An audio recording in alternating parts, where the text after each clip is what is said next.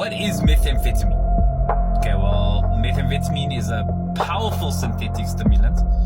It affects the central nervous system and can produce increased energy, alertness, euphoria, confidence, a reduced appetite, a very high increased sexual drive, and a feeling of intense focus or power.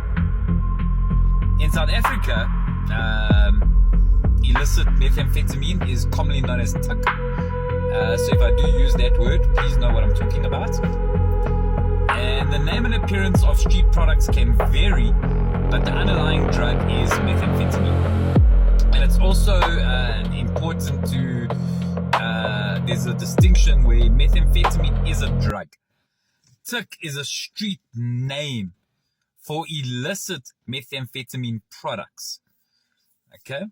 So what is methamphetamine made of? Well, methamphetamine is a synthetic chemical compound. There's a molecular formula, which, don't ask me for science stuff, please.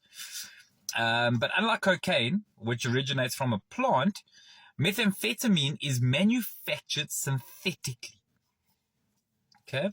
Illicit methamphetamine can contain contaminants and other substances, and the person using it cannot reliably know its purity. Now, again, I'm not giving recipes on how to manufacture this. This is not what we're here for. But for recovery education, the important point is this. You aren't necessarily taking what you think you're taking when you buy an illicit drug. That uncertainty adds another layer of danger onto something like Tik. So how is methamphetamine/Tik used? Well, methamphetamine can be taken through several ways, including smoking, snorting, swallowing, and injecting. The route changes how quickly the drug reaches the brain. And like we've seen with cocaine and crack, faster delivery produces stronger reinforcement. So smoking and injecting can produce very quick, rapid, fast responses and effects, where injection also introduces additional risks, such as infections and blood-borne diseases. So what does meth do to the brain? Well, meth dramatically affects several neurotransmitter systems, particularly dopamine, try and get this word right, norepinephrine, and to all you doctors and nurses and scientists out there, more than welcome to shout at me on how I pronounce it, and serotonin. Now, it increases the release and availability of these chemicals that I just mentioned, where I got tongue-tied. Dopamine, once again, is very important because it plays a major role in reward, motivation, learning, reinforcement, and the brain perceives a powerful signal that this is extremely rewarding. And repeated exposure can alter the brain's reward and stress systems. So that's why trying to stop can become so difficult.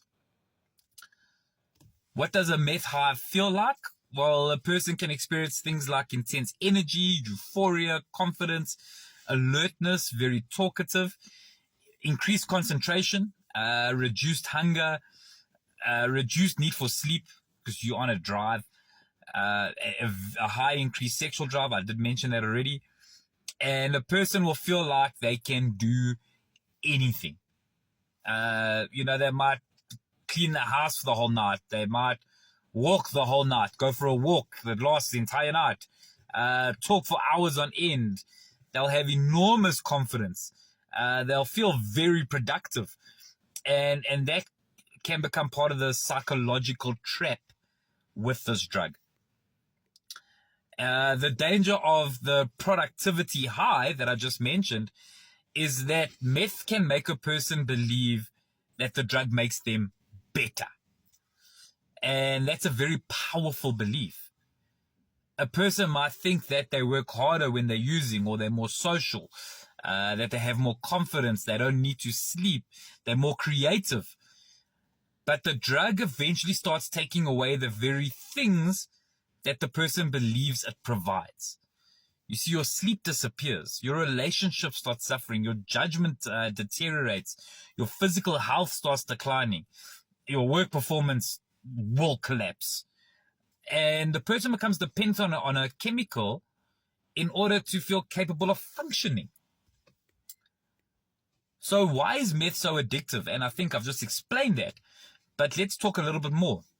You see, meth produces a powerful reward signal while simultaneously creating strong stimulation. So that cycle can look like this. You use it, you hit that euphoria and that energy, you have prolonged activity, then followed by exhaustion, you crash, you start craving, and you use again. Now, with repeated use, the person might begin binging, which is using repeatedly over an extended period of time while sleeping and eating very little. And the body usually reaches exhaustion. But the brain still wants the drug, even through that exhaustion. So what does meth do to the body? And I'm sure by now you've probably put two and two together. Methamphetamine places enormous stress on the body, guys. It increases your heart rate, your blood pressure, your body temperature, your breathing rate. And complications of this can include things like heart attacks, strokes, dangerous heart rhythms, seizures, severe overheating, cardiovascular damage, kidney injuries, loss of consciousness, death. And because meth can suppress appetite and sleep, using it for long periods of time can lead to significant malnutrition and exhaustion. What happens up here? What happens in the mind? And this is one of the most serious aspects of methamphetamine addiction. Heavy or prolonged use can be associated with anxiety, irritability, aggression, suspiciousness, paranoia, hallucinations, delusions, severe confusion. A person might even become convinced that people are following them, watching them, talking about them, trying to hurt them. And these experiences can feel completely real to the person experiencing them. That's why families sometimes struggle to understand what has happened. They'll think, why doesn't this person just realize that none of this is true? But in their mind, it is true. Because during stimulant-induced psychosis, the person's ability to accurately interpret reality is very much impaired. There's a sexual addiction connection to this as well. See, methamphetamine, meth, tik, can dramatically increase your sexual drive and lower your inhibitions. For some users, meth becomes strongly associated with sexual behavior. That can create a second reinforcement loop. So you have the meth, you have the sexual stimulation, which is the reward follows, and then you hit the meth again. And this can make recovery even more complicated, because the person may need to recover from both the substance and the behaviors associated with it. And triggers pornography, sexual environments, certain people, certain websites and apps, memories, specific situations. This is why comprehensive recovery often needs to address the entire behavioral environment. So what happens when a person stops? Well, meth withdrawal is called a crash for the most part. The person will experience things like extreme fatigue. They'll be sleeping for long periods. They will have an increased appetite. They more than likely go into depression, very irritable. They'll suffer with anxiety. They'll have difficulty concentrating. They probably lose their motivation, and they will have very, very strong cravings. And sometimes just absolutely nothing feels good. And that's the important part of the recovery process. See, the brain has been repeatedly exposed to an unusually powerful stimulant reward. Ordinary life can temporarily feel very dull. And the next question to follow that is, can meth withdrawal be dangerous? You see, unlike severe alcohol or benzo withdrawal, meth withdrawal is generally not considered medically dangerous in the same way, but the psychological risk can be very, very serious. Severe depression can occur. Suicidal thinking can occur. Psychosis can happen in some people. So meth withdrawal still deserves real proper professional support. If people become severely depressed, psychotic, confused, or suicidal, that requires urgent medical attention, my friends. Can the brain recover? And this is an important message for recovering addicts. The brain is not necessarily permanently destroyed because someone used meth. Okay? Research using brain imaging has found that some meth-associated changes in dopamine systems can improve with prolonged abstinence from meth. But recovery varies considerably. Some problems may improve substantially. Others can persist.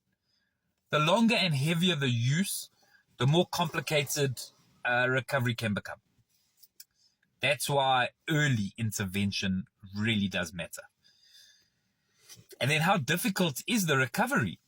Again, like I always say, there's no number, a percentage.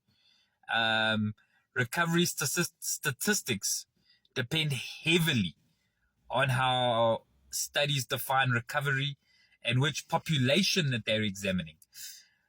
But evidence supports several approaches, particularly cognitive behavioral therapy.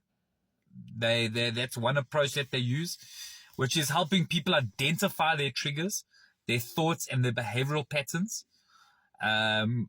Contingency management, we've mentioned some of these before, which is using structured rewards to reinforce abstinence and treatment participation.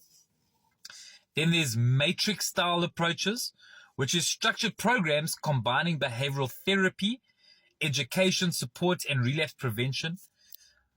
Obviously, as per usual, peer support, connecting with people who understand addiction, and treatment of mental health problems, especially where paranoia, depression, trauma, or other sorts of mental conditions are involved.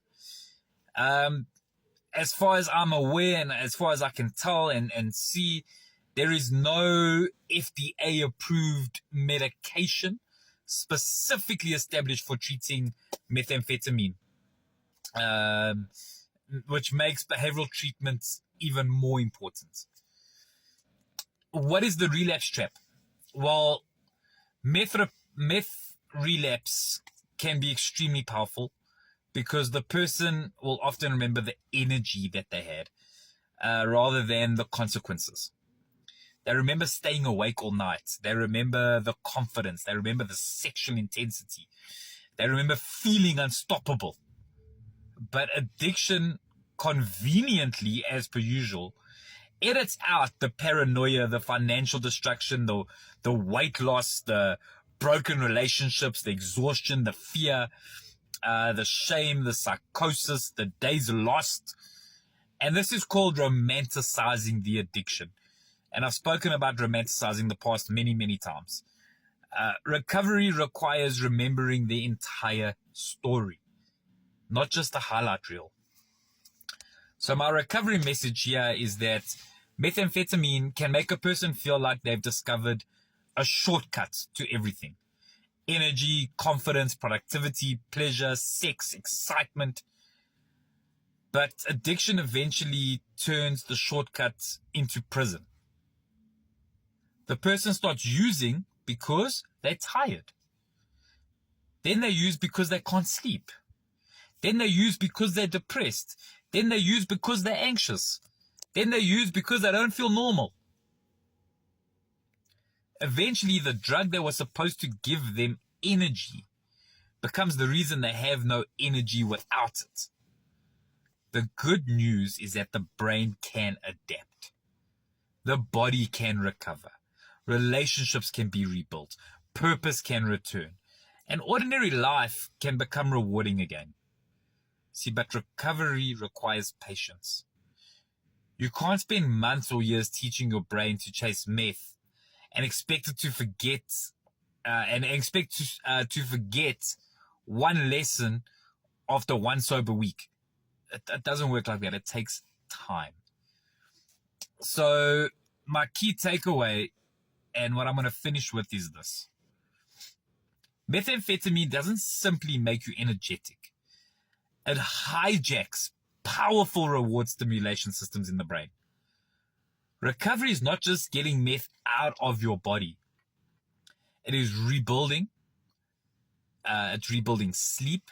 It's rebuilding nutrition. It's rebuilding emotional stability.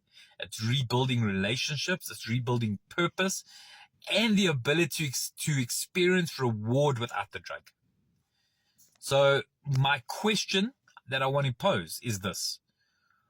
What did meth promise you that you thought you couldn't get without it?